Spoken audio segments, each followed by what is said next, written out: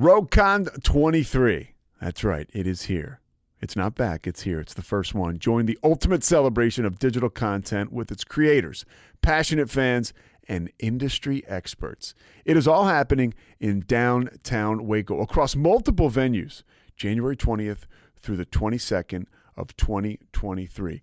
Now, if you want to go, you got to get tickets, and tickets are on sale at RogueCon23.com. That's RogueCon, RogueCon 23.com. Be there. I'm going to be there. Everybody's going to be there. Let's go.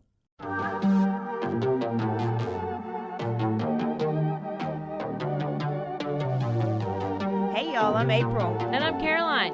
And this is your Bloody Happy Hour. Caroline, are you ready for this? This is your newest guilty pleasure. It's the bloodiest part of your week.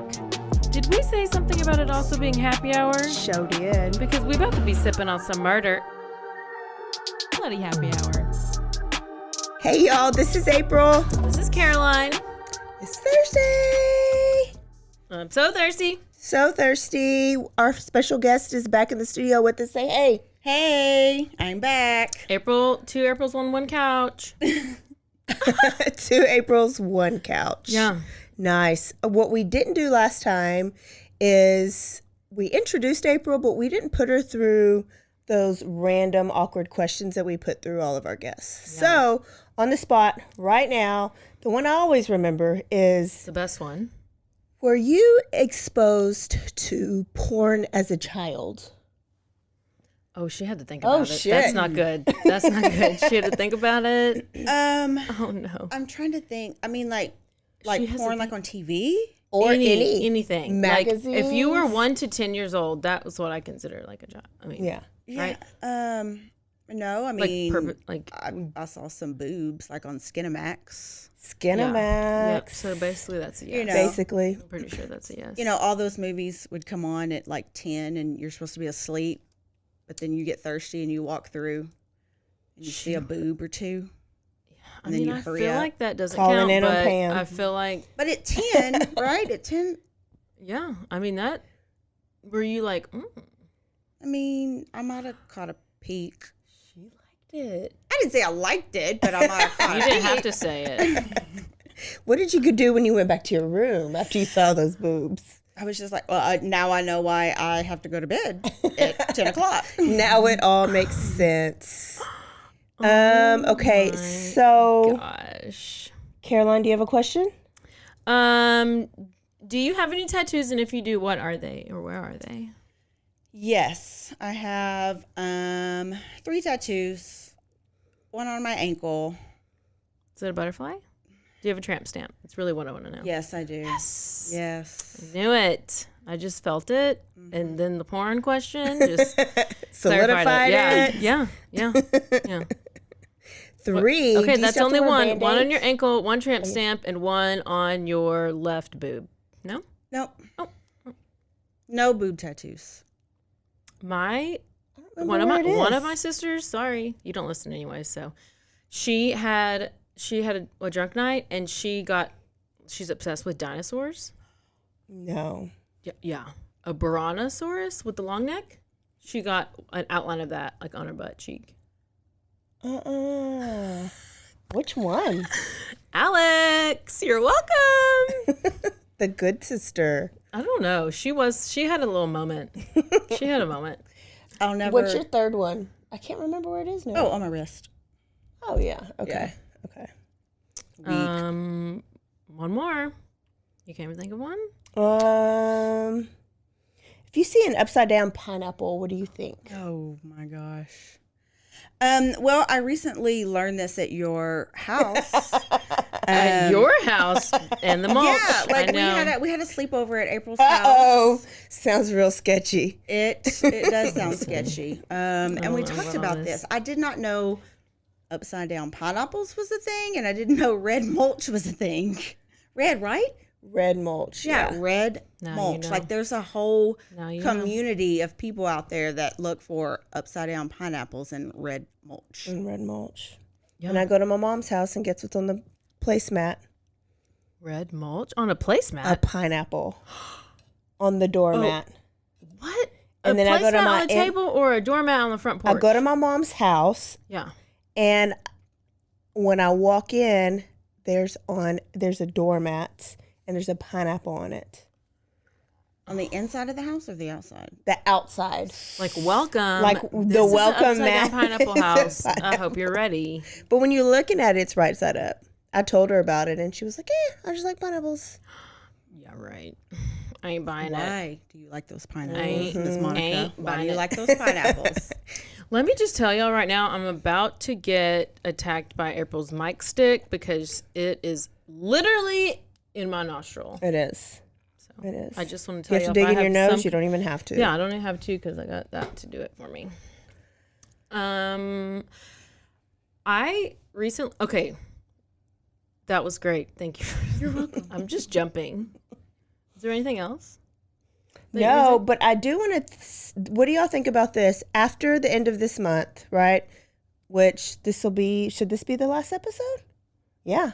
Ted Bundy will be the last episode, part 2. Of our serial killer. Yes. I think we should put a poll out and let them vote on their. Do I say favorite? But some people are like, why would I favor the serial killers? Your favorite killer. Or the most interesting or the most crazy. It'll be out of Kemper, BTK, Dahmer, and old Teddy Bear. Teddy Bear? Oh, Teddy Bear. So I would just like to see, I always hear Ted Bundy's everybody's favorites. You like cartel related stuff. I do. Yeah. Oh, there's some good ones. Cartel related. Kind of makes me scared. Nah, bro. Well, let us know. We'll put a poll up. April will put a poll up. Yeah. Yeah. So you should continue with Ted. Yeah, I just wanted to say that I recently heard that the United States is going to get some Ukrainian refugees, and I was wondering if I should possibly look into getting a Housing? 30-year-old male, 30-ish-year-old male refugee. So we could Be roommates, or You're going to post it on Craigslist? are you gonna put it on Craigslist? I mean, I could. It's basically like a mail order bride. Oh, you want to offer them a place to stay for a green card? Yeah. Forget NATO. They're just going to be full American, right? Yeah. Should I do it? No. Are He could Ukrainians be circumcised? What? Are Ukrainians circumcised? I don't know. I mean, I don't know. Why don't you look it up? Why would I even know? No, I don't know why that even came to my It's just head. an American thing, April. Just Americans do That's that. true. There are a lot of foreign other, people yeah. usually aren't. I think maybe I don't know actually. So that was my random question. So No, don't get a roommate and don't do a mail order Ukrainian husband. I was just if they need a place to go, I'll just request a mail. To the shelter. Compassion Ministries. Not your house. Please step up. Well, okay. Anyway, moving on. We're gonna start with Ted. Yes. Give me some Ted. So we ended off with Linda Ann Healy. She was the one who was in the apartment with a bunch of other roommates, and she was murdered, right? That's basically it. So we're going to jump right into the next one. Okay. Y'all don't even listen to, y'all don't know anything I talk about, ever. She doesn't. She definitely doesn't. I don't have anything to do with Kanye. I don't either, but I listen to Juicy Scoop. Don't. Donna Gail Manson, she was super intelligent, and she would hang out late with her roommate. So this one night, her roommate would always cover for her, she would miss class. So she was kind of always to, skip class and hey, roommate, cover for me. I'm not going to go to class today. Okay. So it wouldn't be abnormal for her to be gone for a few days at a time. This is kind of why this one. It took a while for them to find her because they weren't alarmed. So she left her room at 7:00. She was walking on campus. She was going to some concert, and she was never seen again. The only reason we know that she's part of Bundy is because he confessed on her right before his execution, he confessed to like a whole bunch of these murders, and that was one of the ones he confessed. And she was one of the ones who was in Taylor Mountain. There's this Taylor Mountain murders where a lot of them were either buried or left or scattered, and she was one of the ones. He never said how he killed her. We can only assume. Not good. Then we have Susan. I'm going to go through these pretty quick because there's a bunch of them. Okay. Susan Rancourt. She was 19 years old. This is April 17th, 1974. She was also in Washington. She was a student. They're all college co-eds. She, super smart. She had a 4.0. She worked full time. She paid for her tuition. I mean, this girl's doing the most to get through. Wow. She was super scared of the dark. She never went anywhere alone. Except for this one time. Oh, no. I know. So this is, there was a job opening for a position at the, to be part of like the advisors. And so she went to another dorm to, I guess, interview for this meeting to get this job as an advisor. Mm-hmm. And as she's leaving, that's the last time she was seen. She's brutally attacked. She had a skull fracture. She was later found on Taylor Mountain. Wow. And then we have Roberta Parks. She's 20 years old, and this was March 3rd. So we go March 3rd? Sure, March 3rd. Oregon State University. She left her dorm to go meet with her friends for coffee. Never arrived. Never made it to coffee. Her skull found Taylor Mountain. So he's Only skulls, right? For some of them. Yeah. Okay. and he's just hanging out outside of these colleges, just waiting for one. Yeah, I guess he's just like trolling around. And do we know if he's still using the same ruse? Like, is he still saying, It changes. I'm broken, got a broken arm, broken leg, or yeah, help me with these he changes groceries? it to like later he's going to be a police officer. Oh, yeah. Okay. Yeah.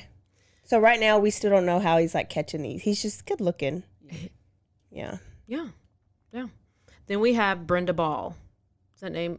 I feel like that name always is familiar. She's 22, Washington. This is the night of May 31st and the morning of June 1st. So it's like at 1 a.m. She's leaving a tavern, and she was looking for a ride because, you know, back in the day, you just look for rides. And she was last seen talking to a man with his arm in a sling. Let's see. Her friends didn't think much of her for being gone for long periods of time. And so they were just like, oh, a few days go by, and then they're like, oh, she's missing. All these people are labeled as disappeared or missing. Okay. So the only reason we know about these is because of him admitting or telling them. She was another one that was found on Taylor Mountain. So, it's dripping blood. So that's all we know about that one. Most of these bodies, like I said, he also admitted that he would go back and visit them. This is what you talked about last time. Yeah. He would redress them, put makeup on them, do their hair, and have sex with them. This was the first time that the officers heard about him having like necrophiliac tendencies. Was whenever he, before he was going to be executed. They didn't know about that. Because the bodies were way too decomposed to even have any DNA, which there probably wasn't even those type of DNA analysis back then. So he just volunteered himself as a damn necrophiliac. Yes. Well, thank you for that, Ted. And he would have, it's going to get graphic. He would have sex with them until their bodies were so decomposed or it was to where you could not have sex with them. Yes. So I don't know if they were like. Did he rape? He raped some, and some of them he did after. Because some people are like he's a rapist, and some people are like he's not a rapist. But I think he mainly enjoyed having sex with them after death or while they were dying.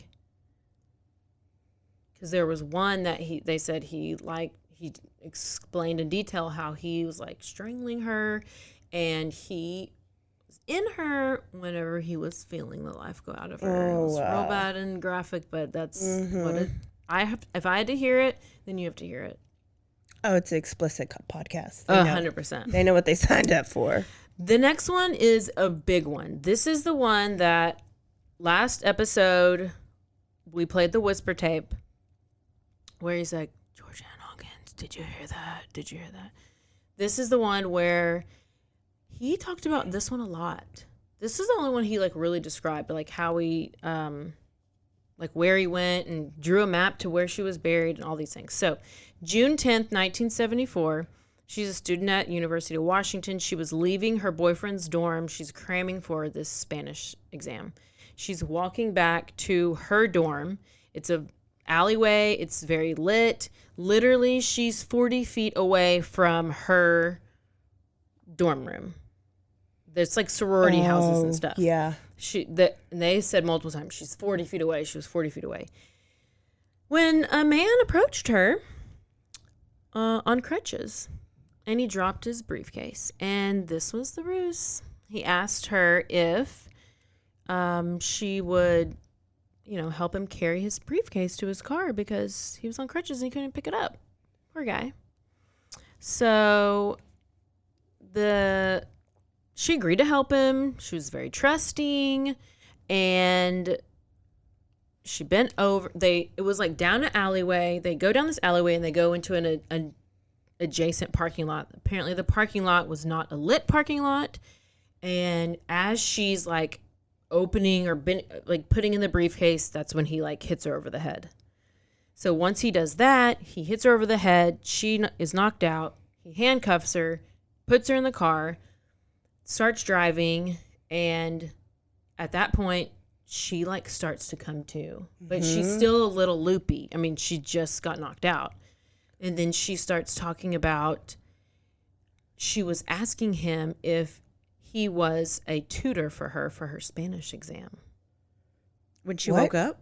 Because she was just studying for a Spanish exam. She was real nervous. She was at her boyfriend's house. She was studying for a Spanish exam. So she's knocked out. Now she's blurry coming to, and she's like, are you my tutor for my Spanish? Like, she just didn't know where she was. And his response is, I found it kind of odd that she would say that. It was just an odd thing to say. Does this sound familiar, his ruse that he used? If y'all think about a movie, one of my favorite movies. What? With Anthony Hopkins, Silence of the Lambs. Oh, no, that's how Silence of the Lamb was based on this, on Ted Bundy stuff. Him and Ed Gein, I think it was like a mix. I must have watched it a long time ago because I was like, I don't remember. Did somebody pretend to be hurt and they hit somebody over the head? Yes, they had a guy, but I think he was in a van, and he was like, had crutches or a sling, and I think it showed him like putting groceries in, and when this girl walked out, right then he drops his groceries and was like, oh, so she comes over to help him put his, there wasn't groceries, he's moving something into the van, but she gets into, so he was like, oh, if you just get in and pull it, I can push it. So she gets in and he closes the door. So it's that ruse of being like supposed handicap and needing the help, but then they mix it in with Ed Gein because Buffalo Bill and Silence of the Lamb, he would get big girls so that he can have their skin, and he was making him a body. They talked in multiple shows and stuff. They did talk about how Silence of the Lambs. I need you to renew your Silence of the Lamb memory and watch it. I think I watched it because I liked lambs when I was little. Oh, bitch. And it had nothing to do with the lamb. Nothing. It's the best movie ever made. It mean silence of like you're a lamb of God, like you're a lamb? Watch it. Watch it. I've watched it, but it was watch it again when you're grown up so you'll understand. That's very true. So as he's at the car with Georgianne, he grabs a crowbar. This is where his crowbar is like hidden under like the wheel well or something. He grabs it as she's like, her head's in the car. That's when he hits her over the head. And she's, like I said, delirious, asking about her Spanish test, and they drove off to this location. And once they were there, he strangled her, killed her. He claimed to have severed her head when returning to the site 3 days later. So he killed her, left her there, then came back because he always would revisit the bodies. And then he severed her head and then left her on the rocky hillside. As So said. his kill spot was the woods. Or, Yeah. Okay. Yeah. He would take them there, kill them there, and then go back and visit them there. And then this is what's really creepy is he claimed he went back to the parking lot. So when that very next day, he rode his bicycle. The very next day, the police were in the alleyway, but where his car was parked, where he actually got her and took her from, was in that parking lot. So the alleyway is where the cops were. Mm-hmm. She was abducted from the parking lot. Well, her earring and like a shoe was left in the parking lot. And he was looking for her stuff whenever he had her in the woods, and like I guess he noticed that. Oh, did she did that on purpose? Well, probably not, because I don't know. So basically he went to the parking lot, recovered her earrings and her shoe that had fallen off, and the police had no idea. They were just a block away. They never noticed it. And he wanted to make sure that they knew that he did that. He likes to toot his own horn, doesn't he? He does. This brings us to Lake Sammamish. Got a territory check for Lake Sammamish today. So this is also a big one. This is July 14th, 1974, Lake Sammamish State Park. Okay, so this is a huge lake. This is 8 miles east of Seattle. There's like beachy areas around it. People are everywhere. On this day specifically, it's beautiful. They said there's like 40,000 people. It's packed. There's companies there doing like work picnics. There's people there with their families. I mean, there's people everywhere. There's no hiding. So this one first girl named Mary, she's 22. She's just hanging out on the beach, people everywhere, 11:30. She's approached by a young man wearing a white t-shirt, blue jeans, and asked if she could help him for a minute. And she's like, okay, sure. She noticed he was in a sling. So she was like, okay, yeah, a sling. So she's like, what do you need? And he's like, oh, I just need help loading my sailboat into my car. And she's like, that pisses me off. Does my shirt say like boat lady? Help? Does my shirt say is it like, I want to help you? And also, if a guy is ever asking a girl you for help or a kid, a grown-up don't need kids' help. Yeah. So just know, because I would fall for it for sure. I'd be like, so she's really reminding I'm basically herself. telling myself, don't ever help a grown-looking man. I don't care if he has a cast. I probably still would. It's bad. So she agreed to help him. Why? Because he's good looking. So she walks up to his bug, his little brown bug in the parking lot, and she's like, I have no sailboat. What kind of boat am I going to help you with? Because there's no boat here. So he's like, oh yeah, it's at my parents' house. It's just up the road in Issaquah. And she's like, well, and he like pointed to the passenger door like, oh, go ahead, get in. And she was like, well, actually, she like got this feeling. Yes. And she answered Listen the feeling. to the gut. She went with the feeling. And she was like, actually, I can't help you. My parents are here and they've been waiting for me and I'm already late to go meet up with them. So I'm sorry, but I can't help you. And he was super polite. He was like, yeah, that's no problem. You know, I should have told you that the boat wasn't in the parking lot in the first place. My bad. Like, I'm blah, blah, blah. And he's like, my mistake. And then, you know, he's just boiling because now he didn't get her. So then hours later, she notices this same guy is like talking to random girls and is like, she just kind of notices and she's like, no big deal. She just like noticed him walking towards the parking lot with pretty other girls and she didn't think anything of it until she read the paper the next day. Oh, shit.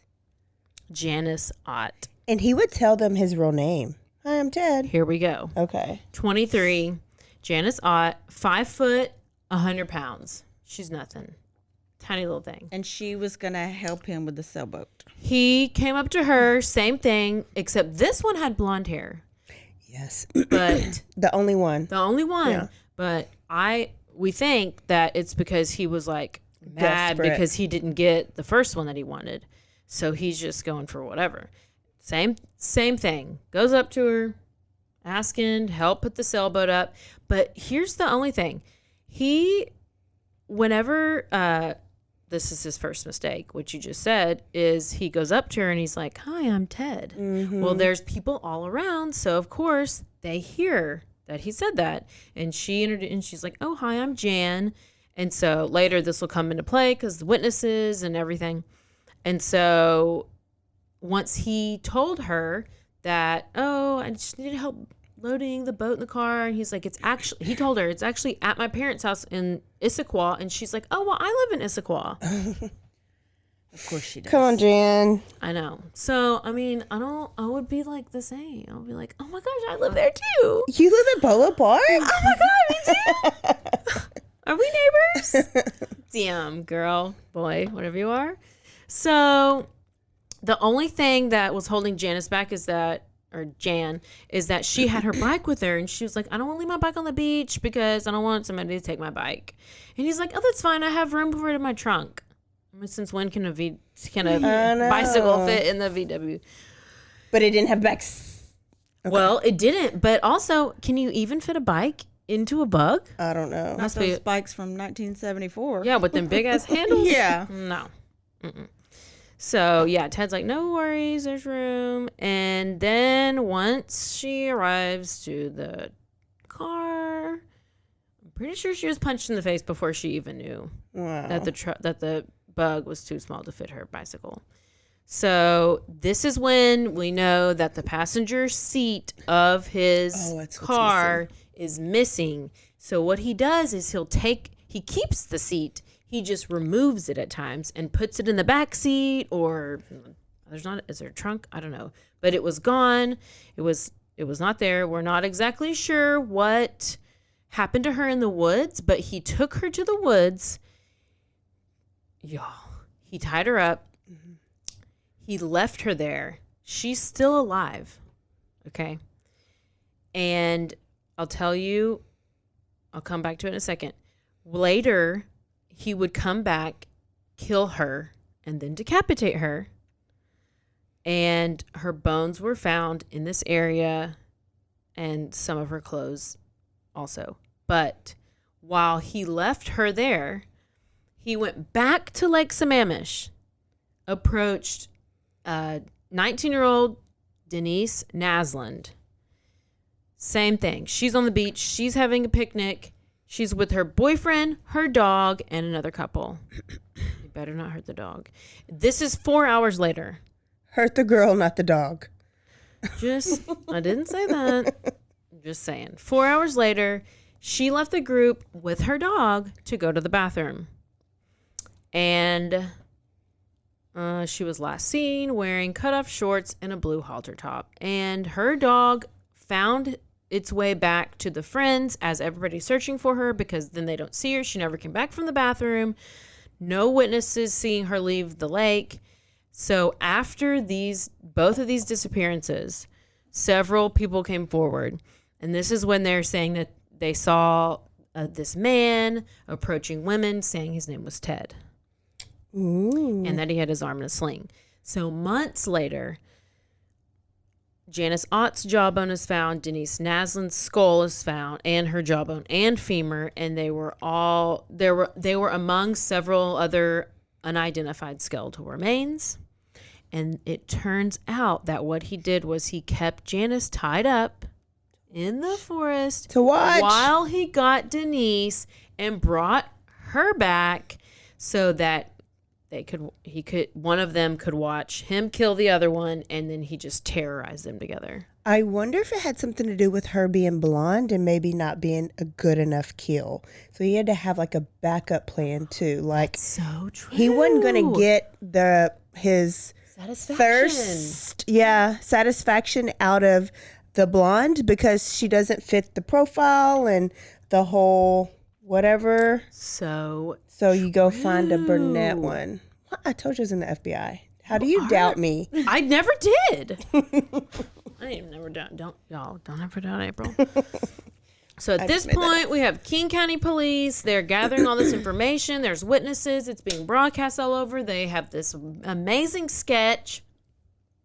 Do you know about the sketch? I feel like it doesn't look anything like him, but I don't think any sketches look anything like people. I don't either. So they have the sketch, which it doesn't really help because he changes his look so many times. Like, he grows his hair. Like, at one point, he looks like a werewolf. Like, he has full beard. Sometimes he has full beard. Sometimes he just has, like, a handlebar mustache. Sometimes he has long hair. Sometimes he has short hair, clean cut. Before he was caught, he was doing this? Or after he was caught and, like, escaping? Throughout. Oh, okay. Throughout. Yeah. So, the whole thing is, there's a sketch, but it doesn't really help because he can grow his hair out or cut it or whatever, and it can look totally different. So they get tons of tips, tons and tons, 200 tips a day. People are like, oh, that's my boyfriend. Oh, that's my boyfriend. They're all trying to turn in their boyfriend. Throw him under the damn bus. So then there's 3 tips that are the main tips. One from his psychology professor who was like, I have this weirdo in my class named Ted Bundy. That would be me. And then another tip was from Ann Rule. Girl, she is the most. She's the VIP. She's my dream. She's the MVP. And we know who Ann Rule is. And then the other tip was from Liz, girlfriend Liz. I'm going to go into some detail about some girlfriend Liz. with the daughter, right? Yeah. Okay. So, but the detectives, I might have said this last episode, but they were just like, we don't think that's the guy because he's just too clean cut and he doesn't have a criminal record. Yeah. So they don't even think about it. Oh, was he white Protestant male? What is Protestant? Is that just a preacher? He was a white Republican male. No, Protestant means you're like a Christian. Like you're a mainstream like religion and not like something like Buddhist or something that's Jew or something that's not as mainstream. So Protestant covers Christianity, like Baptist. I think it's mostly if you believe in Jesus. But a lot of them. But I don't know if Catholic's in that category. Okay, because I was like, a lot of them. Do they even have? Well, a lot of them are raised like real religious. Yeah. I don't think Ted was religious. No. I was just bringing it back to that previous episode, but probably because he's white, Republican, smart, clean cut, good looking. He doesn't fit. Well, because what they would think. Because he knew what was going on. He knew about law. He knew about psychology. Yeah, he could talk his way out of things. I think even just being a freaking smooth talker is the worst. I wish I was a smooth talker. Okay, we're going to Utah. Buckle up. 1974, August. We're in August. Ted received his second acceptance to the University of Utah Law School. I'm so lost with all these law schools. So he's moving to Salt Lake City. He is leaving Liz in Seattle. He did not ask Liz to go with him. She really wanted him to ask her. I know.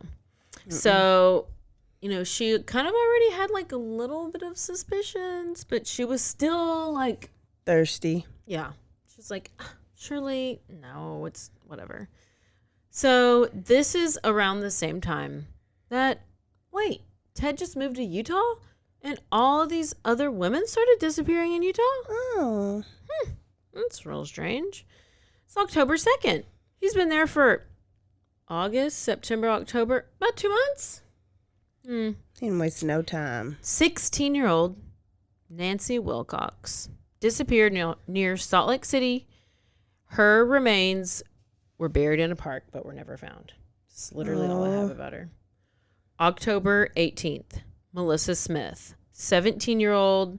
She was the daughter of a police chief in Midville, Salt Lake City.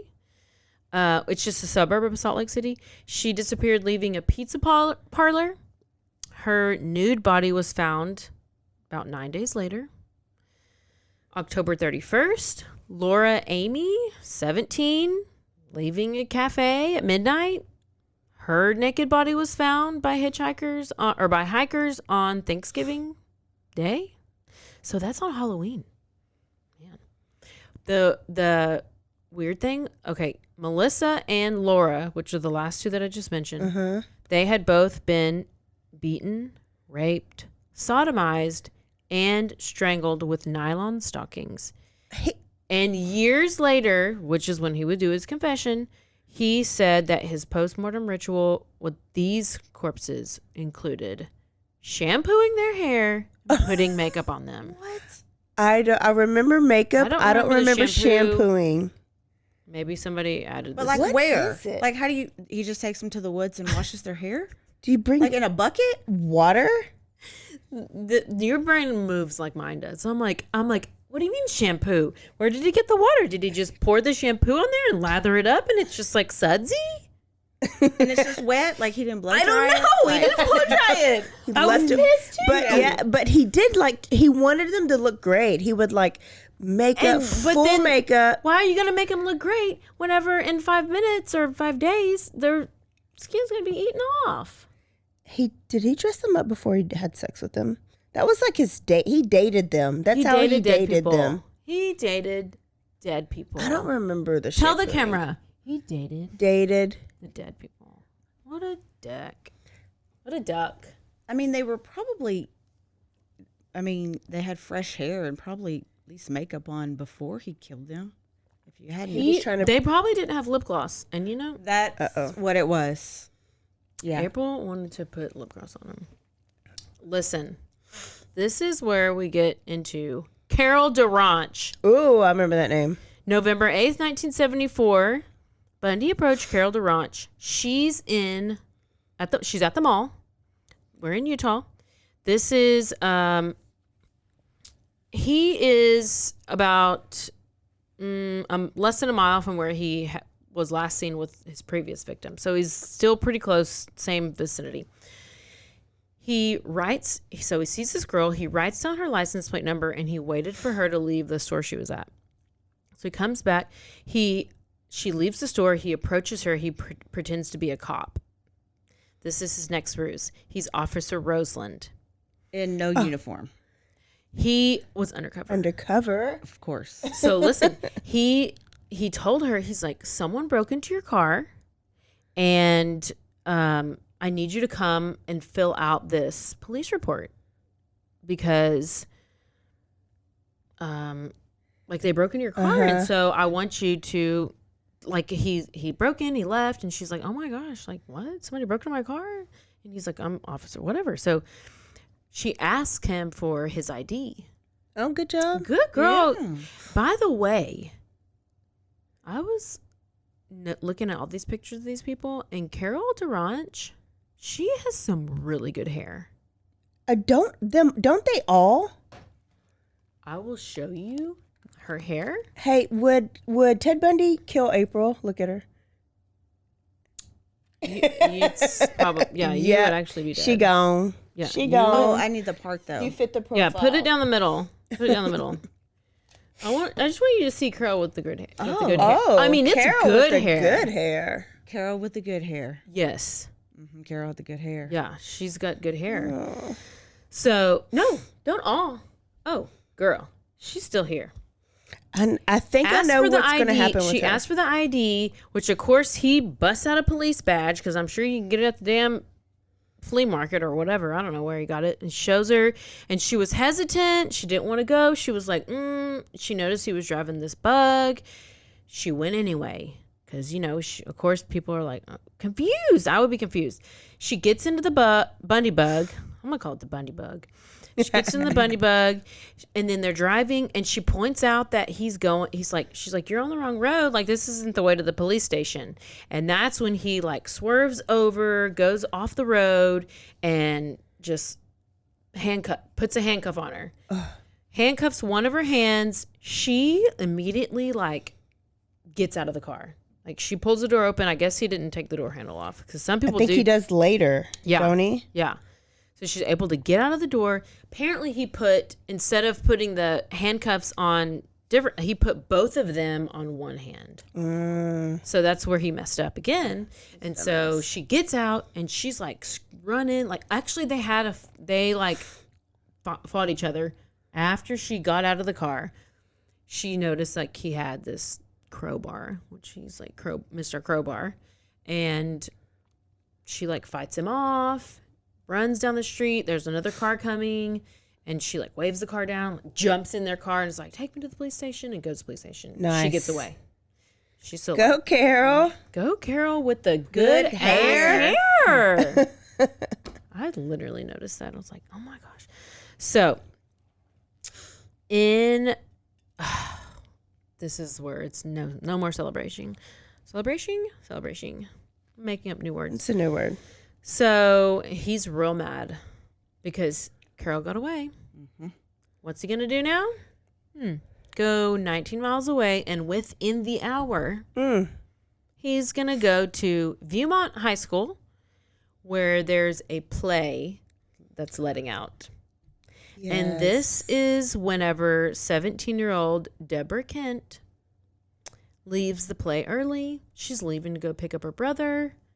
And April, both Aprils, she never made it to her car. Because several people were like talking about that they saw this stranger like lurking around. Even like one of the instructors was like, he had come up to her and asked if she would help him fix something on the car or something. And she said no. And he just kind of kept lurking around. And eventually old Deborah Kent went out to the parking lot and never seen again. And it was the same old police ruse, the same old thing. And what the police did find was he left a key in the parking lot, which unlocked the handcuffs that were on Carol's handcuffs that were on her arm when she got away. So now they knew these are connected. They linked them together.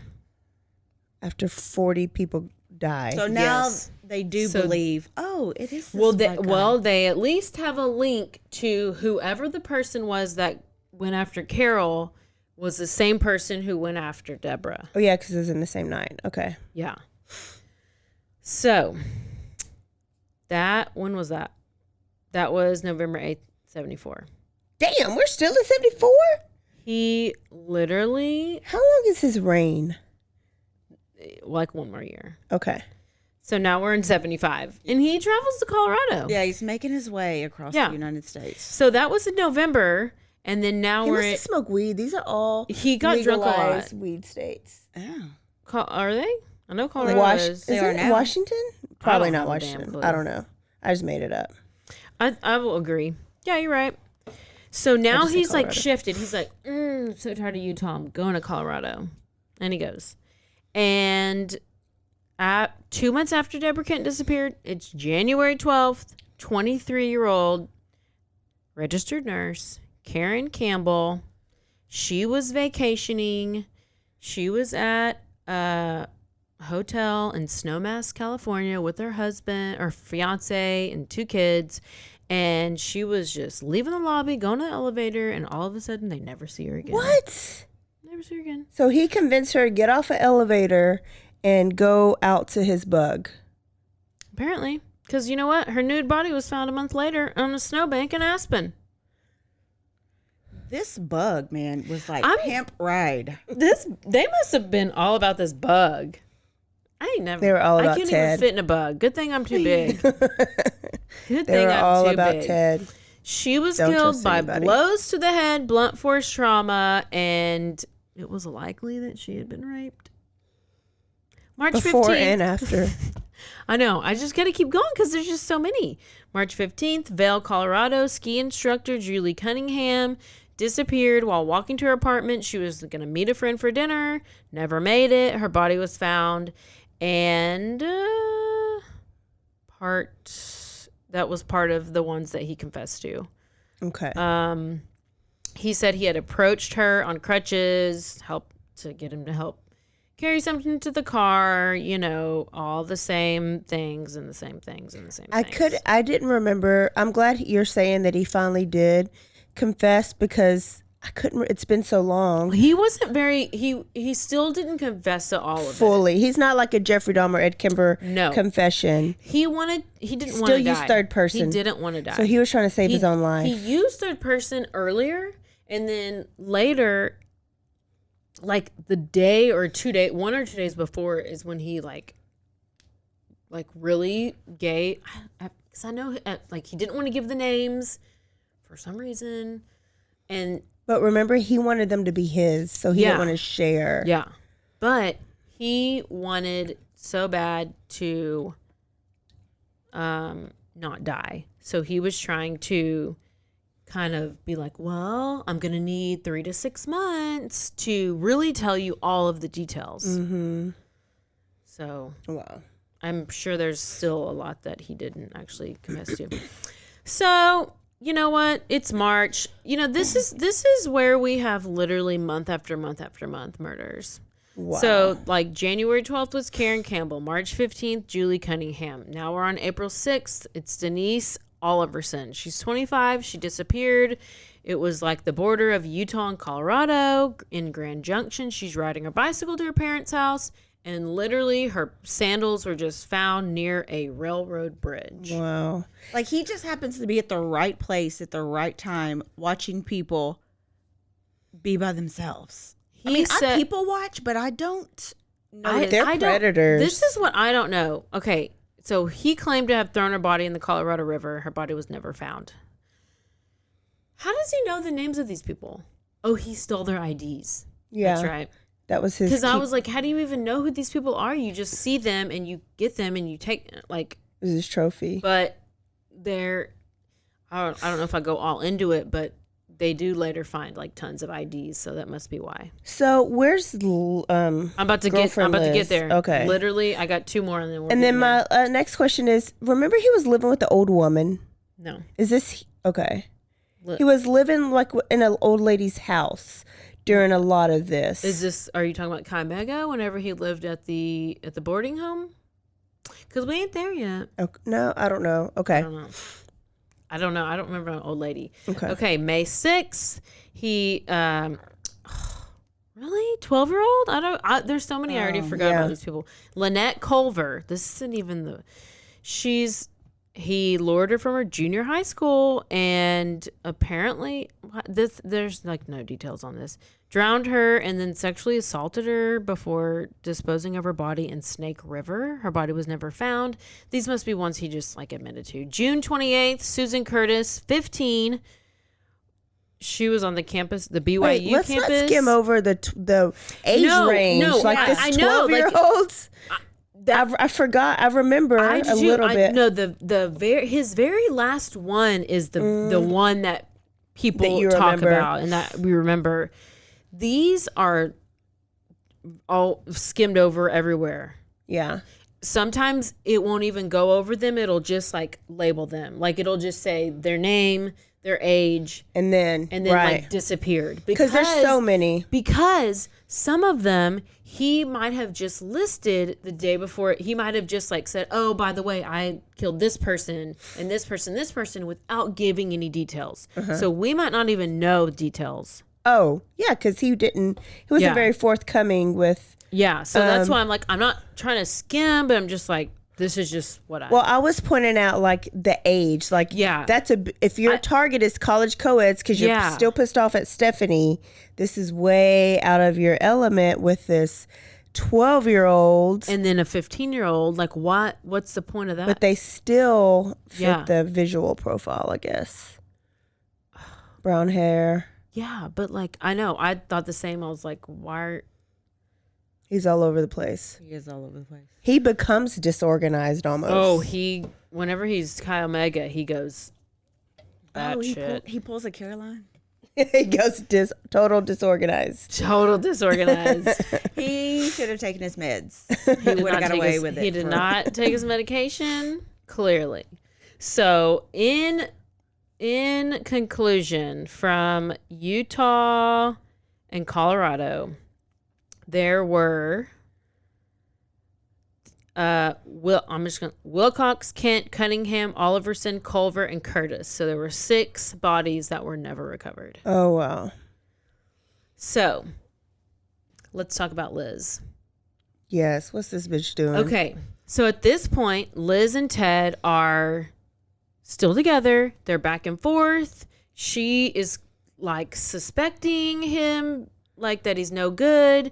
But, you know, it's like, you know, you get that feeling where, I mean, we all get that feeling, maybe, where you're just like, I mean, something just is not right, but you still like stay because you're like really not really sure.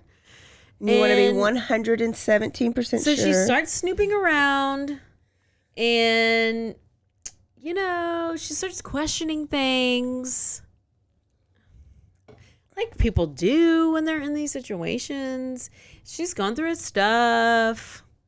Once again, I mean, people do that, right? Like you're just, And, you know, she may have found a meat cleaver and was like, asked him, why did he have a meat cleaver? I had to look up what a meat cleaver was. I know. It's like it's like a butcher knife. Yeah. It's like the big fat blade. Yeah. I thought it was one of those. Never. I don't know. Like that looks like a big hammer. A square. Yeah. Yeah. Square thing. Okay. That's what I thought. So it was basically a butcher knife, and she's snooping, and she's like, "How did I find this?" And he's like, of course, using his charm, and he's just like, tries to like pivot and redirect and circle back and do all these things that he learned in his psychology class. Good old gaslighting skills here. Uh-huh. And he's like, oh, everything's fine. It's nothing to worry about. Meat cleaver, who's she? I mean, I don't know. Come on. Like, I've never heard of her. It's what are you talking about? And she knew that something was not right. I mean, how much would it suck to think that you were married to a murderer? I mean, I know you might like it. You might go be back and intrigued. forth every day. But like, so she just was really like hesitant to, you know, really, she just really didn't know. I mean, I really don't think she knew, like knew. I think she might have like, I mean, she's, you know what I'm saying? She gives everybody the benefit of the doubt. She couldn't have really known he was murdering people. She knew, but she loved this man. She was thirsty. Bitch was thirsty because there's not you. It's hard to be single, anyways. A single mom, anyways. But you know, when this especially news- back then, she knew. Okay, this is the only guy that's gonna like me and like my kids. So if he chops people's heads off, let me just go and lay down. If he makes me dinner the next day. With the meat cleaver. With the meat cleaver. He's used on somebody the and night accidentally cuts his finger, so then he has to go to the hospital and to get medicine. Oh, did we just mix up? Oh no, I'm sorry. Dirty That Chad was and Dirty Ted? Chad who fake cut his finger. I mean, he didn't tell Just anybody. to avoid a situation. No, I think he just wanted to get like pain drugs. meds. Okay. Yeah. So he was chopping stuff up and he like cut his finger and like went to the emergency room. I was like, I'm going to bed. Yeah. It's a finger. Do I need to clarify the story? It's not about me. It's about these people. But you were married to him. That's true. But I still just don't think she really knew he was a murderer. Maybe But not that at the far. same time, she did find plaster. What's it called? Plaster of Paris? Mm-hmm. I had to look that up too. What is that? I know. I'm Plaster. so To glad. cast? For a cast? Yes. Did she find crutches? Yes. I'll come to that in a second. And a sling. And he ain't never broke his leg. And jeans and a white t-shirt. Everything. Yeah. So, I mean, obviously she loved him. She cared about him. He's the killer. And, she, you know, of course, I still don't think, It's good to her daughter. you know, yeah. So then, you know, when you love somebody and you find out all these horrible things he's responsible for, like, you're like, man, that's a lot of betrayal. You don't really want to face it. And then it kind of hits you in the face whenever it comes out and you're like, oh, shit. That was right. Are we still talking? Are we Oh, still talking about Liz? oh, Are we yeah. still talking about Liz? Is this Finding Dirty Chad? Or is this Ted Bundy? It's a little mixture.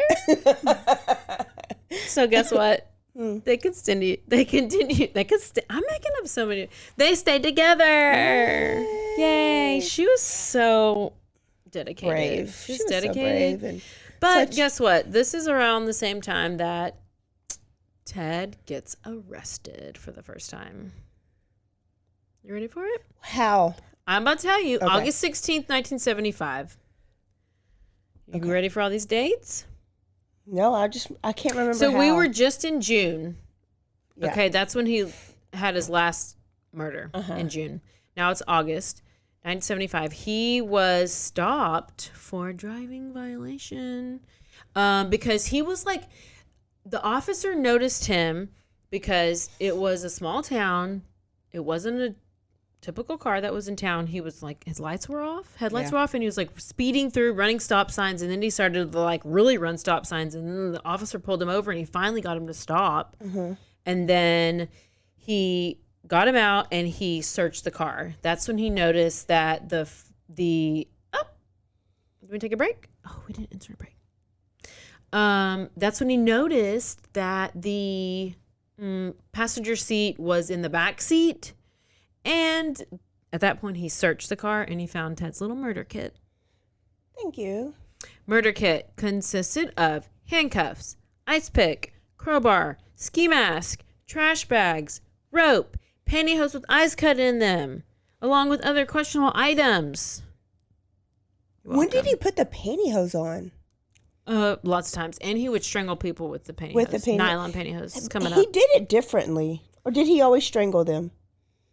Well, some he would bludgeon to death, and yeah. some he would strangle them. All over the place. RogueCon 23. That's right. It is here. It's not back. It's here. It's the first one. Join the ultimate celebration of digital content with its creators, passionate fans, and industry experts. It is all happening in downtown Waco across multiple venues, January 20th through the 22nd of 2023. Now, if you want to go, you got to get tickets, and tickets are on sale at RogueCon23.com. That's RogueCon, RogueCon 23.com. Be there. I'm going to be there. Everybody's going to be there. Let's go.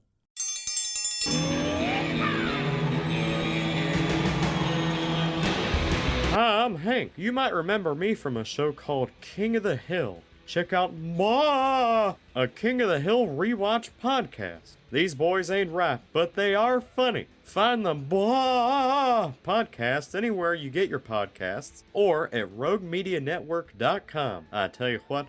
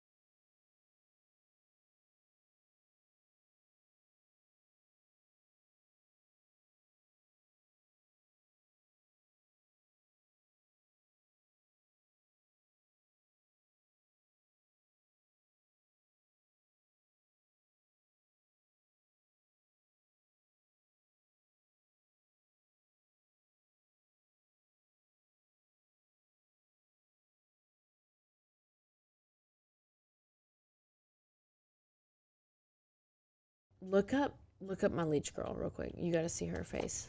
Keep going. Okay. So he gets arrested on suspicion of burglary. He explained away all the stuff in the car. He's like, ski mask was for skiing, and the handcuffs, I got those out of a dumpster, and blah, blah, blah. Stupid stuff. Police then compared his car to the one that Carol Durant described whenever she was kidnapped and put it together. So they also placed that those handcuffs were the same type of handcuffs, and Liz had tried probably 3 or 4 times to turn him into the police. Okay. But they never listened to her. Yeah. They thought she was an angry girlfriend. And so maybe that's why she stayed with him. She's like, well, if the police don't think it's him, then why should I? Yeah. Made her feel better when they didn't do anything. Yeah. So then at this point, Ted's arrested. They finally contact Liz, and they're like, he's arrested. And that's whenever she talks about how she found these things in his apartment, and she found this meat cleaver, and she found this plaster of Paris, and That's what he used to make the cast with, and they found crutches, and that's whenever all of that came out. Then police end up searching his apartment, and that's when they find a guide to Colorado ski resorts, which had a mark for the hotel that one of them that, who was it? Carol Campbell was killed at. It was like a brochure. Like, why would you have all these whatever Souvenirs. Yeah. And then they also found a advertisement pamphlet for the Viewmont High School play, because it was a school play that Deborah Kent was abducted from, and so they found those things all in his apartment. So that was what he was keeping for those? Yeah. Did he actually watch the play? Oh my gosh. That is exactly what somebody else said. When did somebody say that? I think on Morbid. Oh maybe my that's why I'm gosh, thinking about that. yes. Yeah. But why would you have that? I feel like he did, because when I was watching, and he picked out who he wanted to get. I was watching the Prime, whatever it's called, I don't know what the show's called, but it was with mainly Liz telling her whole story, and it was like the director from the play, and she was talking about how he was like sitting in there, and she thought he was just like a normal person watching. I think he was watching Director the play. made that up. She wanted to be on the show. Oh, she was thirsty? She just wanted some. I mean, I would have probably said something to be on the show too. That's true. But I feel like, okay, he probably either. Why would you keep that pamphlet? Either one, she didn't have a driver's license, so that's your True. keepsake, Yeah. or your whatever you call. I don't know. Yeah, Trophy? like was he finding those things? Okay, like the brochure and the pamphlet. Like, did he have those first and then be like, oh, this ski resort, I think I'll go check out the ski resort, and hangs out? Or like the play pamphlet. Yeah, there was like a X marks the spot on wherever that certain resort was, and so that's why they like linked. But it still wasn't enough evidence to keep him. Circumcised. Circumcised. Oh. So, guess what? Also he had like a stack of Polaroids that were in some like lockbox, and so he was arrested. He got out because there wasn't enough evidence to keep him. He went home, got all those Polaroids, threw them away, burned them, whatever, got rid of them, but then later told all the police that he had them, just to once again rub it in their face, kind of thing. Yeah. Control. So at this point, it's November 1975 or 6 or 5. It's 1975. And we have Jerry Thompson, Robert Keppel, and Michael Foster. These are all detectives. They're from Utah, Washington, Colorado. They meet in Aspen, and they leave finally convinced. They've put it all together. Bundy's the guy. Oh. Bundy's the guy. We're going to get him. February 1976. Okay. He is going on trial for the kidnapping of Carol Durant. She's the one that escaped. Got it? The only person that can live to talk about it. Yes. So he was found guilty of kidnapping, and he was sentenced to 1 to 15 years to prison. Which Utah State means prison. 1. Yeah, probably. But you know what? He's in prison for about 8 months, and then police finally find something to connect him to one of the murders. They find credit card statements, and they connect him to the Karen Campbell murder in Colorado. So they transfer him to Colorado Okay. for a pretrial hearing. So he's in Utah. He's in jail for that kidnapping. Transferred to Colorado. Great. He's there. At this point, it's June 1977. And this is whenever he decides, because this is a hearing, he's going to be his own attorney. Here we go. Oh, this is where his amazingness Here we comes go. out. He is allowed to be in court without shackles, which gives him the opportunity to move around freely. And during a recess, he convinces the guards that he needs to go to the library because lawyers and attorneys, he has to go research his case. So he goes up there, and you know what? He just sneaks behind the bookcase, and he's out of sight for about 60 seconds and guess what? Jumps out the window. second window and bounces out of there. I'm surprised he didn't break anything. Me neither. Which he somebody's didn't. done that at the McLennan County Courthouse. Well, They No. have. was the window open? They used to. I don't think they do it anymore. I remember when I had yeah. jury duty, they told us that story. Oh my gosh. Well, all he did was hurt his ankle and he was out for 6 days. He would go and like break in cabins in the And woods. it was cold. It Yeah. was in the snow. It was cold. Well, that's what he would go, break in these cabins and like steal food, steal clothes. And then he ended up stealing a car. And that's whenever he got stopped, and that eventually led to his recapture. Can you imagine having a cabin and then coming back and seeing that it's been ransacked and then later finding out Ted Bundy I bet you ransacked your would cabin? literally. I would leave it in the way that he left it I forever. don't doubt it. Then I would Airbnb it out. And it would go for a lot of money. Oh my gosh, it would. It so would. So he's recaptured, and now that was June 77. Now we're in December 77. So it's 7 months later. He's back in jail. He's in Colorado. Do you remember how they caught him Yeah. in a car? How? Because he was speeding. He was like, No, after when he escaped, how did they get him again? because he stole a car. Okay, and Yeah. he was speeding. 'Cause Okay. He stole a car and he was driving erratically, Okay. according to my sources.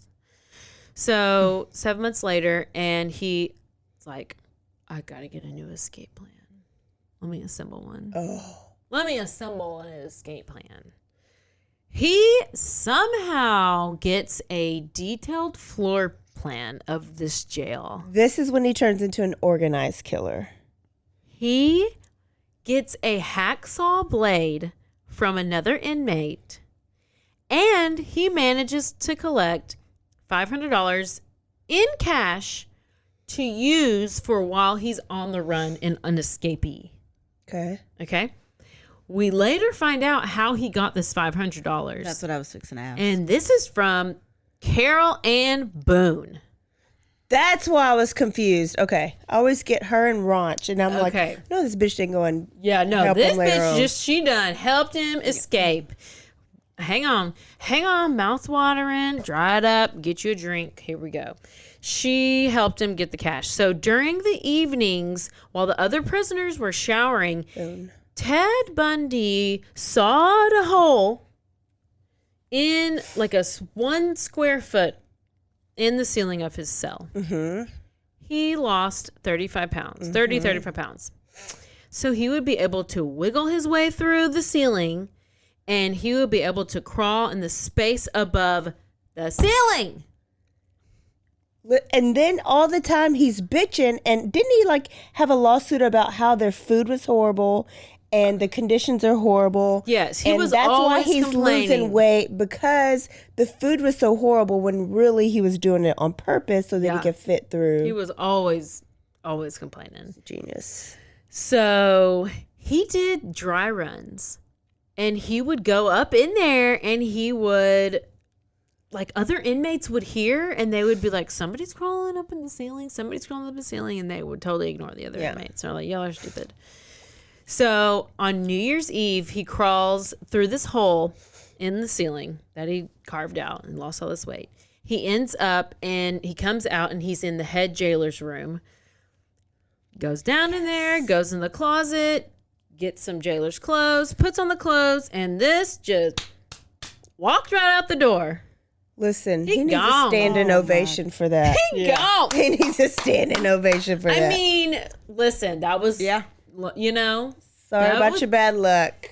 He that, outsmarted them all. I hate that I had to clap, but I mean, that's pretty damn impressive. It is. But you're an asshole, but it's impressive. Okay. So this is also crazy. Who was it? The lead guard or whatever. The head jailer. He was gone. He wasn't there. It was New Year's Eve. So, I mean, he's out. Celebration station. So he's like, freedom. They didn't even know he was missing until 17 hours later. Apparently he covered up books He made a in fake his body. bed.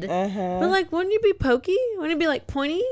body? He's a pokey way body? better than that. It's like lights are out though, so you're Did not you have, really. like, It'd be like did he your have- elbows. Oh, those are just Caroline's elbows. You know what? I talked about my elbows yesterday because now that I have to put them on the desk all the time, they're always like bruising up. And then I was like, I got a big weenus. A weenus? It's called a weenus. Oh, You didn't know that? no. Are y'all? Oh. Chandler talks about a weenus on Friends. It's the only weenus I know about. No, this is okay. I'm not talking to y'all anymore. I just thought it was the extra skin that you could pinch really hard and like it doesn't hurt. Weenus. Pull your weenus. Bend it. I can't pull this, but I don't have as much weenus as you. Pull your weenus. You pull my weenus. Oh, never thought you'd ask. So much weenus pulling. You do have a big weenus, don't you? I didn't know. Oh yeah, she's got it. Oh yeah, your weenus is not as big as mine though. Sorry. Oh. Sorry about your luck. Is it basically saggy skin? No, it's the weenus. Oh, bro. were you not circumcised? It's full That's what that. You were not circumcised. Oh my gosh, that's exactly what I was trying to get at. I had no idea. Oh my gosh. So he escapes. It's 17 hours. He's gone. Guess what? By then, he's in Chicago. From Chicago, he takes a train to Michigan. Then he steals a car, goes to Atlanta, and then he takes a bus to Florida. Florida. And Always gotta go to Florida. In Tallahassee. Woo! He actually wanted to stop killing. He was like legit trying to. He was like, I'm going to get a job. He's doing his Hail Marys. I'm going to do my prayers and I'm going to like, but then shit damn hell, all fast. the things. And then he tried to get a job and then they asked for his ID and he went batshit. He went off the rails because he didn't have an ID, even though you can easily get a fake ID, but there was probably social security number issues, like he couldn't, but it just threw him off and he was like, I was trying to be good and now I'm back on my rampage. Yep. He moves into a boarding house near Florida State University campus. He poses as a grad student. He uses the name Chris Hogan. I was gonna say, yeah. And he attends lectures and pretends to be a student. And then Chi Omega happens. Wait, ¿cuántos años tienes at this time? How old is he? Yeah. Well, it's 1978. So when was he born? I don't remember. Wow. But he literally cannot get out of the college life. No, he's probably actually, 90s. He's 31. He's Okay. 31. He's 31. Well, and I guess and he's supposed to be a grad student. Yeah, which is that's normal. I mean, time, I could normal probably age. literally walk up into college and be a grad student. Yeah. I mean, any age is grad student. I don't know why I thought he was older trying to pose to be he's like not like a college student. 57 or wait. Okay. Is Maybe that that's old? what I should do. I should just like I go hang out like at Yeah. campus and like get all the knowledge. I just don't have a certificate. Just don't, Yeah. Just You could learn probably it. murder Yeah. people. Just show up in a lecture. Look, Sit in the back. we're so close to this. Chi Omega. This is the end cap. Chi This Omega. is the ultimate. This is January 15th, 1978. Wow. Oh, 1 week after he's arrived in Tallahassee. He got into the sorority house and he entered through the back door because there was a faulty lock. And apparently he had been watching them. And he was watching them to wait till they went to sleep. It's 2:45 in the morning and then he enters. And he bludgeons Margaret Bowman, 21 years old, with a piece of freaking firewood. He grabbed the firewood from out the house, goes inside with his log of firewood. As she's sleeping, he just totally knocks her in the head bludgeons her to death. I mean, this whole rampage right here took 15 minutes. What I'm about to tell you. So, Margaret, her skull was caved in. She was strangled. This is the one. She was strangled with a nylon stocking. And he used so much force with it. Like, he pulled it so hard that he almost broke her neck. Oh, yeah. Okay. That's I always wonder if did he buy it or was it her nylon stocking? Oh, I'm sure he brought it. I mean, because you'd have to dig for a stocking. Like a pantyhose? That's what it is, right? Yeah. Yeah. I guess people in college aren't really going to have those. But he also used one for cover his face, so cover. he might have just taken off his face and used it or something. So then, right after that, he entered the room of Lisa Levy, 20-year-old, beat her unconscious, strangled her, tore off one of her nipples, bit her butt cheek or buttock, and sexually assaulted her with a hair mist bottle? A hair mist bottle? Like a hairspray? Yeah, remember White Rain or like Spritz? White Rain spray? No, it's like a spritz bottle. Yeah, Spritz bottle. I'm just thinking of the brand White Rain, like, and it had the little spritz top and a little skinny bottle. Yeah. First thing he could grab. Yeah. Well, I guess his penis wouldn't. That's why I wonder. He had to have a small penis because he wants to screw them when they're dead. Y'all, it's real bad. I have to show you. I know. Finish. Hold on. Where was I? 20-year-old Lisa Levy. Hair mist bottle. Then in the adjoining bedroom, he attacked 20-year-old Kathy Kleiner. He broke her jaw. He lacerated her shoulder. Her shoulder was dislocated. She was sound asleep when it happened and didn't remember a thing. But guess what? She survived. Then we have 21-year-old Karen Chandler. She was beat. I mean, he mercilessly just beat the crap out of her. She had a concussion, a broken jaw. She lost her teeth. She had a broken finger. And she also survived. So we have two survivors out of that coma. Yes. Okay. 2 of them. Then one of the 2 survivors, said that the reason they survived is because headlights, like maybe a car was turning in, and so the headlights flashed into the room, and it scared him enough to where he left and ran out. So that's what she's like. That's why we survived. And then as he's running out the door, they have another sorority sister who's coming in and sees him. Surely they're not going in and out the same door, but it's Nita Neary, who she's coming in and she sees him leaving. So she's a witness. And then another witness saw him carrying a log down the street. So he's like leaving the sorority house. He goes 8 blocks away. And I mean, he's on a rampage. He's like roid raging. He's going crazy. He's like on this hungry shit. He ain't eaten in months. Yeah. He's on this whole nother level. He goes, breaks into this other basement apartment, attacks 21-year-old FSU student Cheryl Thomas. He dislocated her shoulder, fractured her jaw and skull in 5 places. Wow. He woke up the neighbors from like the sounds that they were so violent. And it was said that like the thumps of her head smashing against the wall and like it was like banging that they started banging back like what the like they're like they're doing it like calm down, like what is going on? And she survived. Wow. From all that. She has permanent deafness in one ear and she has cranial nerve damage, which causes your equilibrium to be off, so maybe like vertigo. And what sucks is that she was a dancer, so she could never dance again. And also he masturbated on her bed. Screw you, Ted Bundy. So guess what? He's still on the loose. He's still going. And so when was that? That was whatever day, January. And then February 9th, this is the last of Ted Bundy. This is his final one. This is the little girl, 12-year-old Kimberly Leach. She was just so precious looking. She's in PE class. She remembered that she left her purse in another classroom. So the teacher lets her go get her purse.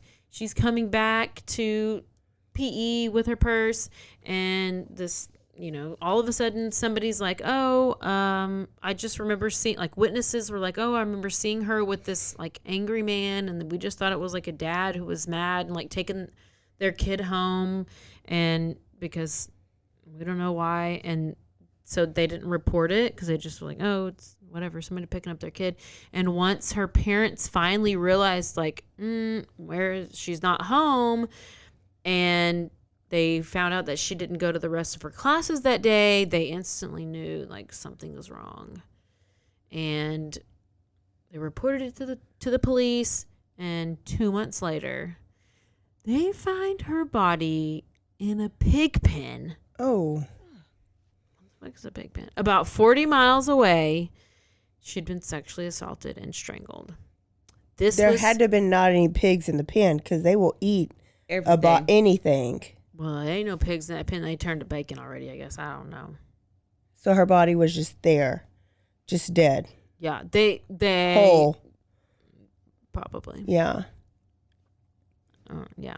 So he's finally arrested again. We're almost there. He's arrested. He, of course, acted as his own attorney.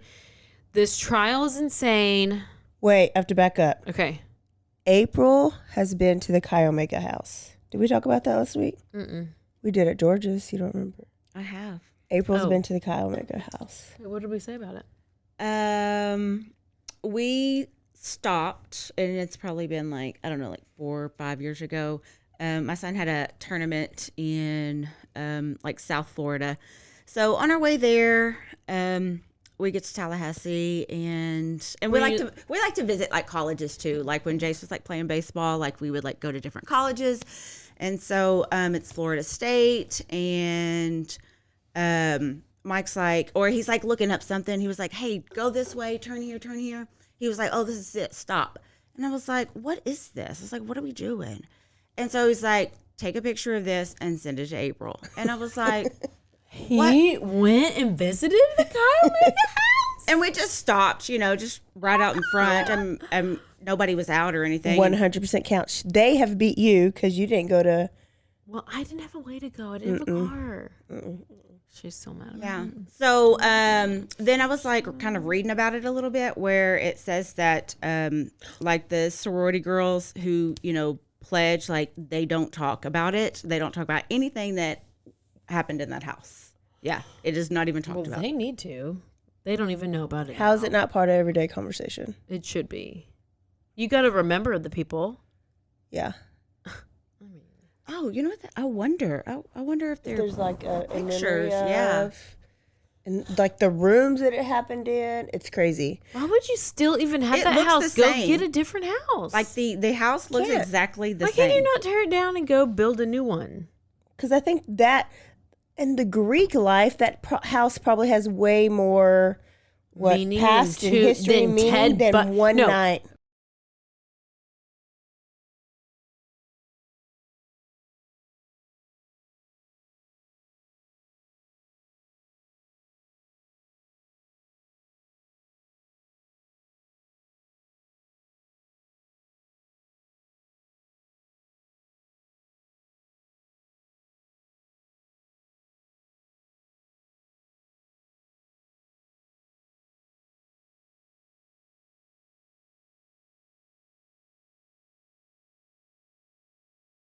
He's just back in jail.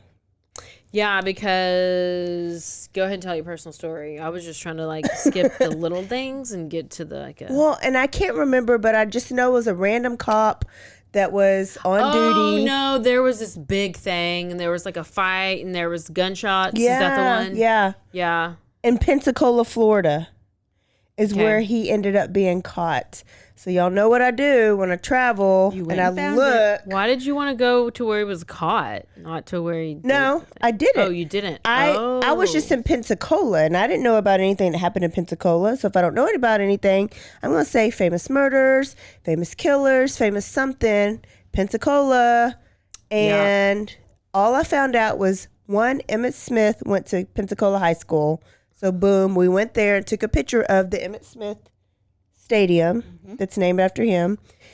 And then two, we went to the restaurant where he was found, had a struggle with the cop, and caught and then put back in prison for the final time. Oh, I didn't know it was a restaurant. I just know that he was on a officer was chasing him. he evaded the officer, and then they got into a struggle, and the officer shot twice, 2 warning shots. And then he eventually, like, Bundy was trying to get the gun from the officer. The officer was able to, like, capture him. It was this big thing. And then he took him. It was just a parking. They weren't inside. It was just like a parking lot of a restaurant. Yeah. But it was like an alleyway that led to the restaurant, I think. Which so he was like coming down like a little alleyway. I feel like he was driving a bug, like that he had stolen a bug. Kept stealing bugs. Yeah. So was he that was the only car back then? It was Why was his. he always driving the damn bug? That was his thing. It was his thing. He had like 14 bugs he drove. Listen, So I have a picture of me at that restaurant. every time, I don't even want to see a bug ever again. Do they even make those anymore? Anyway, we are going. He's arrested, and guess what? He's acting as his own attorney again because why not?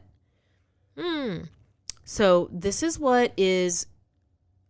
I'm breezing through this trial because it's pretty long, and there's a lot of stays of executions, and there's like a lot. He was on trial. He was in jail for about, I think, 8 years or so before he was executed.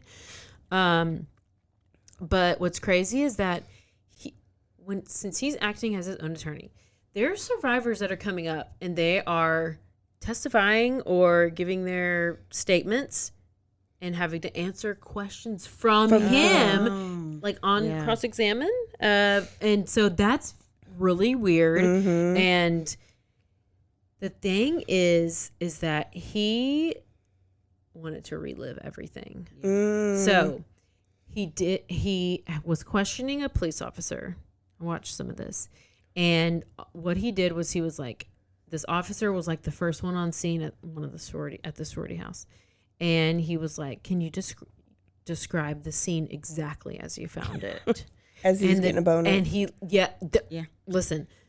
And so guys describes it, whatever. And then he's like, oh, can you go into more detail about that?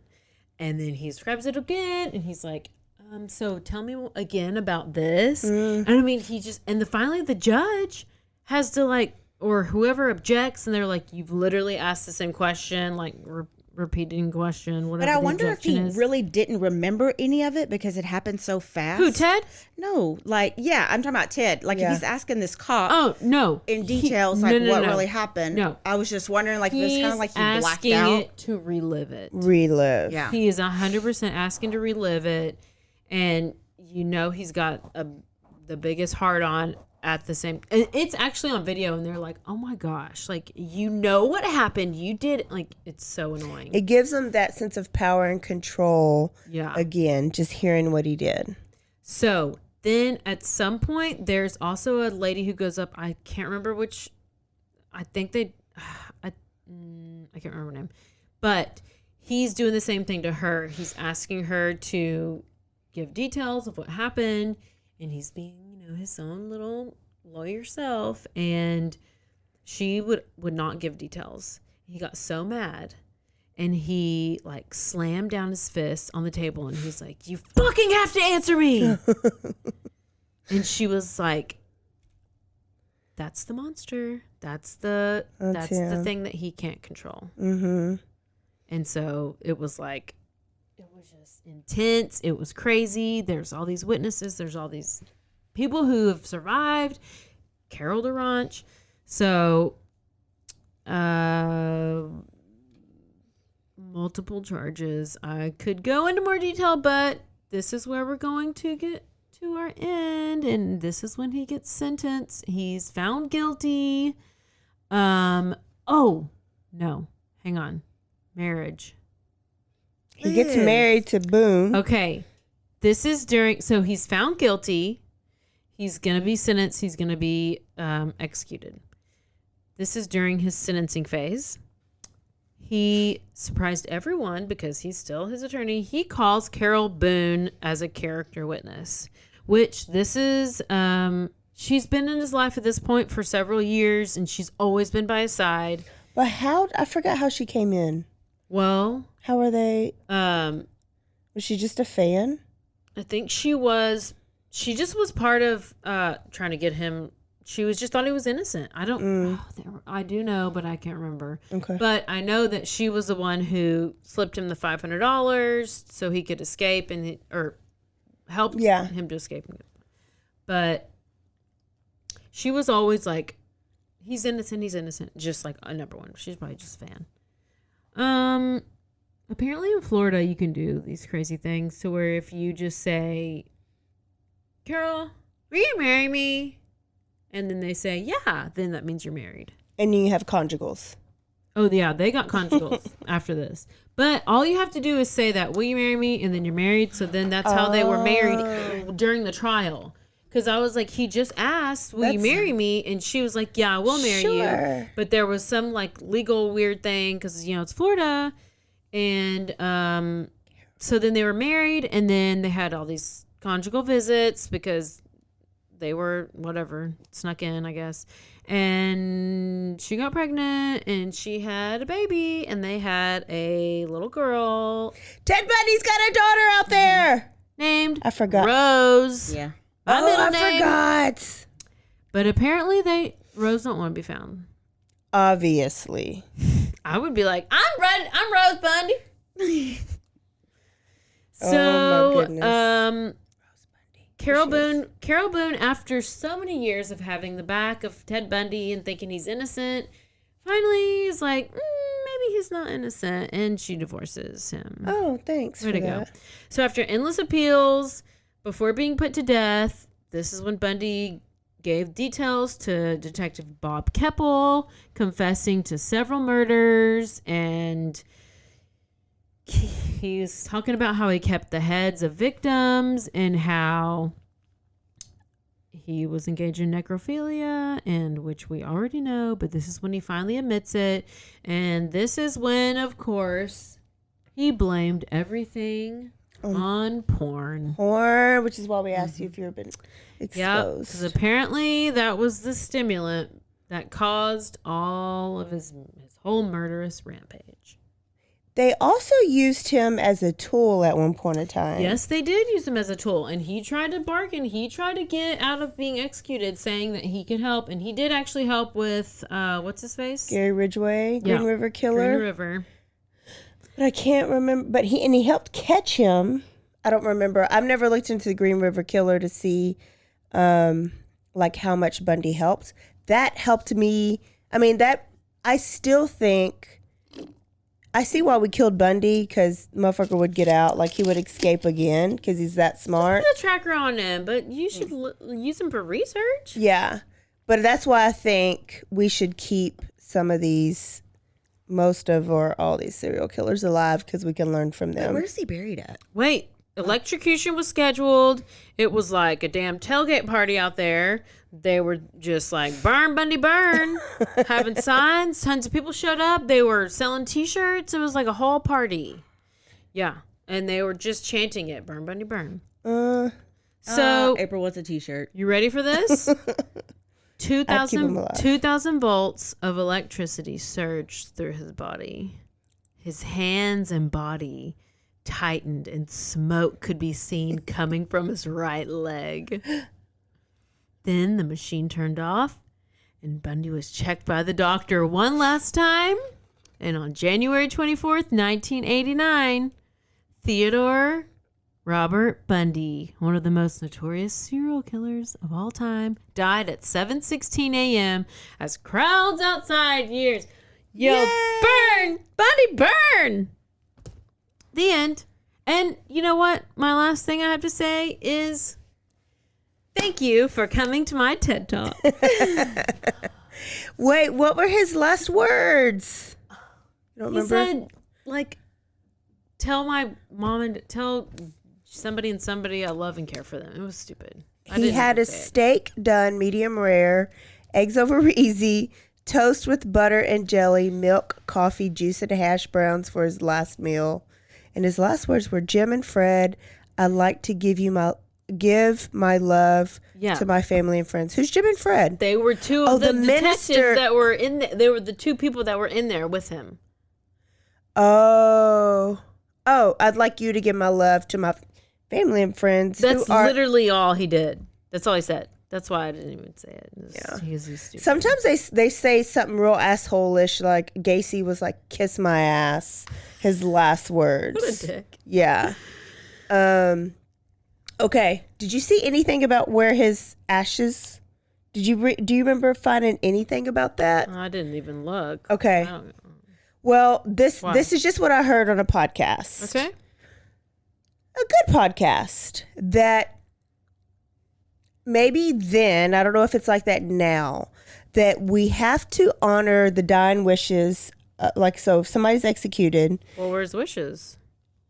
If somebody's executed and they're cremated, we have to honor whatever their wishes. They don't have any wishes. They're buried in the cemetery. So like David Wayne Spence. He probably went in Taylor parents, Mountain. he wanted to come home to Waco, so he's buried in Waco, right? Mm-hmm. He... Back in Washington in the park. In the... Mountain? Taylor Mountain. He wanted to be cremated and his ashes spread where his victim's body, where he killed his victim's bodies. Well, yeah. And they had to honor that. Isn't that crazy? Yes. Is that like an execution thing in general, or is it just Florida? Because I think I've heard that from... I don't know. I don't know if we even still have to do that. Maybe I should research that further. But I think I heard it on 2 different podcasts years ago, and that stuck with me because I was like, that's his last jab or his last sense of control. Or there's just... Yeah. That was his... I don't know. It was pretty shitty, though. And this also included his ashes. What We about don't his bug? know if his mother or whoever was involved in spreading his ashes at the Cascade Mountains in Washington State. Okay, read all that. Okay, so Caroline, did you find that part yet? I found it. It says, Ted Bundy's will signed the night before his execution gave the serial killer's attorney, whoever, Diana Weiner, Weiner, of Sarasota, Florida, control of his remains, personal property, and assets. This included Bundy's ashes. We don't know if his mother or his wife, Carol Ann Boone, were involved in spreading his ashes, but they were spread at Cascade Mountains in Washington State. It's possible that Bundy's wishes regarding his ashes were never fulfilled. Okay. We will never know the true fate of his remains, as Bundy's mother passed away in 2013 and Carol Ann Boone vanished into thin air after the trial, along with the daughter she claimed was Bundy's. Nope, she took the ashes. I think her They're with dumbass her. did. Well, she at least should sell them or something. I mean, I'd buy like a teaspoon. Yeah, like selling baggies. I'd buy a teaspoon of ashes. Just you do think with the about ashes? every time I had a house party.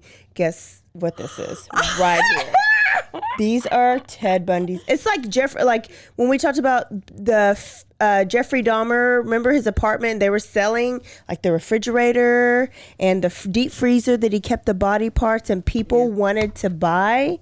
Can I close this now? At least? Can you imagine, like, Caroline, how many would you not be excited if you came to my house and I had Jeffrey Dahmer recliner? Are we ever She hates funny? being serious.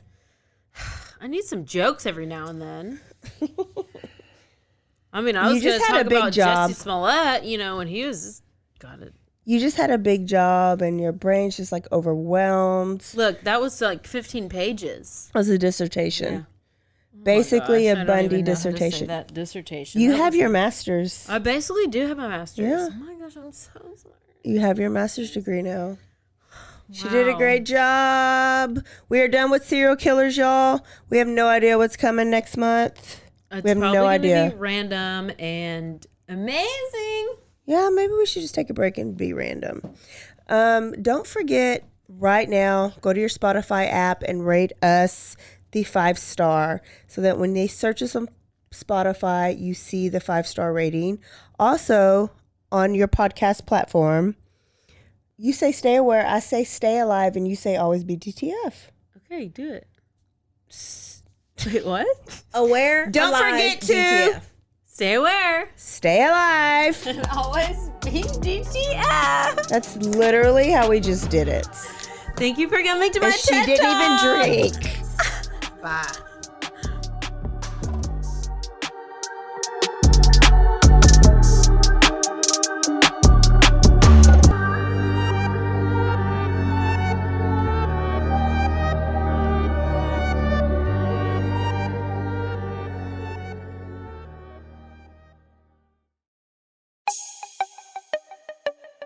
This has been a Rogue Media podcast.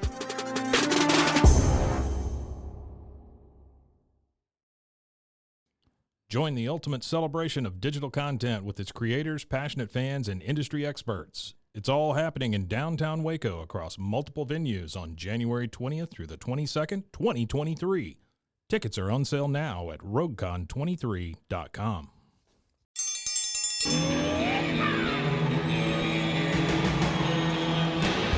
Hi, I'm Hank. You might remember me from a show called King of the Hill. Check out a King of the Hill rewatch podcast. These boys ain't rap, but they are funny. Find the podcast anywhere you get your podcasts or at roguemedianetwork.com. I tell you what,